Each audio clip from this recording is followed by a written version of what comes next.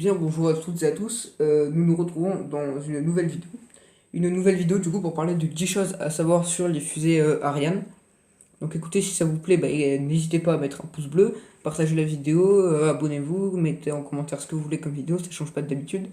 Je voulais vous dire aussi que j'ai créé une chaîne secondaire qui s'appelle Starlaunch, la chaîne Espace et Découverte.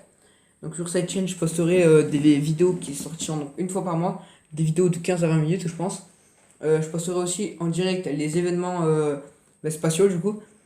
Donc voilà, écoutez, n'hésitez pas à vous abonner à cette chaîne là, abonnez-vous à ma chaîne actuelle. Et puis écoutez, voilà, partagez cette vidéo, mettez un pouce bleu en bas de cette vidéo, mettez en commentaire de cette vidéo ce que vous voulez comme vidéo. Et puis je vous laisse avec cette vidéo. J'ai dit beaucoup de fois vidéo, encore une fois, bonne vidéo. Voilà, ça commence.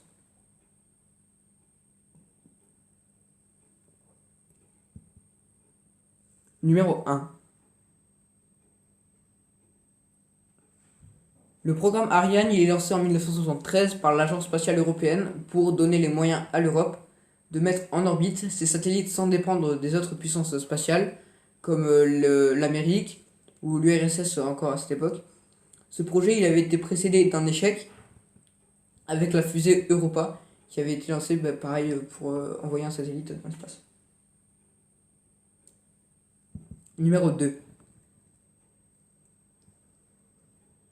La première version Ariane 1, elle effectue son vol inaugural depuis la base de Kourou, en Guyane, le 24 décembre 1979, mais elle est rapidement remplacée par des versions plus puissantes, comme Ariane 2, Ariane 3 et Ariane 4, qui effectuent leurs premiers vols respectifs en 1986, 1984 et 1988. 1984, ça a été le lancement de Ariane 3. Après 86 et 88, je me rappelle plus trop de ce que c'est. Numéro 3. Oui, je bois en même temps. Pour faire face à l'augmentation de la masse des satellites, le lanceur il est complètement refondu et il donne naissance à la version Ariane 5 qui est capable de placer du coup maintenant plus de 10,7 tonnes en orbite de transfert géostationnaire et son premier vol il a lieu en 1986. Numéro 4.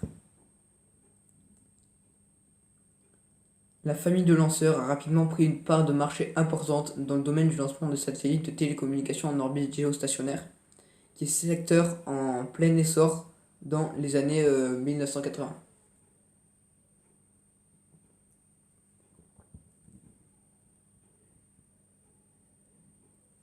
Numéro 5. En 2009, le lanceur Ariane, qui est tiré de 5 à 7 fois par an ces dernières années, du coup, il détenait environ 50% de ce marché avant l'arrivée de la société américaine SpaceX qui a lancé la semaine dernière, samedi dernier, 2 astronautes dans l'espace. Voilà, juste comme ça. Numéro 6.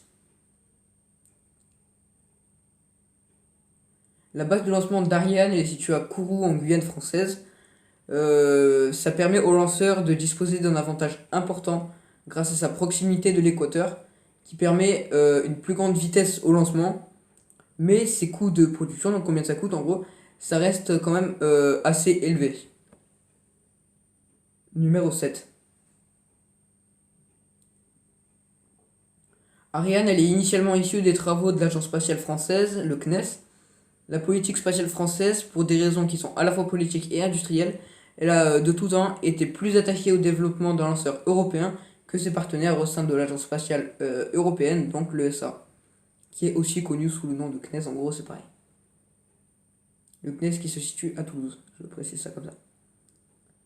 Numéro 8. Le lancement des satellites par Ariane, il est commercialisé par la société Arianespace, qui est une filiale créée en 1980 par le CNES et les principaux industriels impliqués dans le programme. Numéro 9. Le lancement du projet ne put avoir lieu fin 1973 qu'après de délicates négociations entre le gouvernement de la France, de l'Allemagne et du Royaume-Uni. Les Britanniques, eux, ils préféraient financer leur satellite maritime Marots, les Allemands leur module Spacelab, qui était emporté par la navette spatiale, donc les navettes spatiales Atlantis, je crois, à cette époque. Numéro 10. Les États-Unis, ils ont tenté de détourner les pays européens de leur intention de développer leurs propres lanceurs, mais les restrictions qui étaient imposées en échange de l'utilisation de leurs lanceurs, en particulier pour le lancement du satellite Symphonie, ils ont apporté des arguments à l'appui de la position du gouvernement français qui souhaitait que l'Europe, elle, devienne autonome pour le lancement de ses satellites, c'est-à-dire qu'elle ne dépende plus de l'URSS ou de l'Amérique. Donc écoutez, cette vidéo touche à sa fin. Si elle vous a plu, n'hésitez pas à mettre un pouce bleu, partagez-la, mettez en commentaire ce que vous voulez comme vidéo, abonnez-vous. Et comme je vous l'ai dit, n'hésitez pas à aller vous abonner à ma chaîne secondaire. Le lien sera dans la description. Puis sur ce, on se dit à samedi prochain pour une nouvelle vidéo. Voilà, salut!